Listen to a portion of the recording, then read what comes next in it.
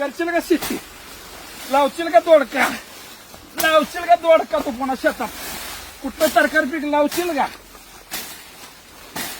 अरे एवढं मोठं चांगलं पीक आलंय अक्षरशः काढू वाटत नाही, पण काही इलाज नाही, त्याला भाव नाही, खर्च सुद्धा भरून निघाला 20,000 सुद्धा झाला नाही, तर काय करायचं शेतकऱ्यानं? वाईट अवस्था शेतकऱ्याची.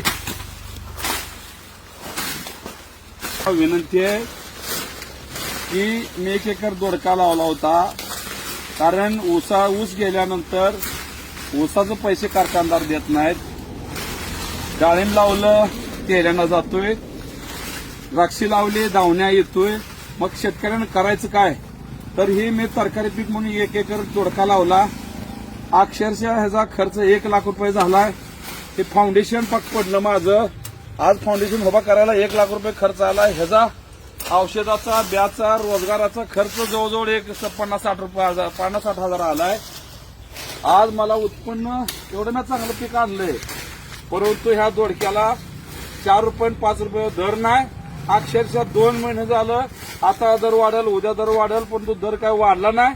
माझं एवढी वाईट अवस्था झाली आहे की माझ्या सरकारला विनंती आहे माझी की तुम्ही शेतकऱ्याच्या पाठीमागे उभा राहा. शेतकरी हा शेतीमध्ये प्रामाणिक काम करतोय, परंतु त्या शेतीमालाला जर भाव नाही मिळाला तर अशी अवस्था होते. शेतकरी आत्महत्या केल्याशिवाय राहत नाही.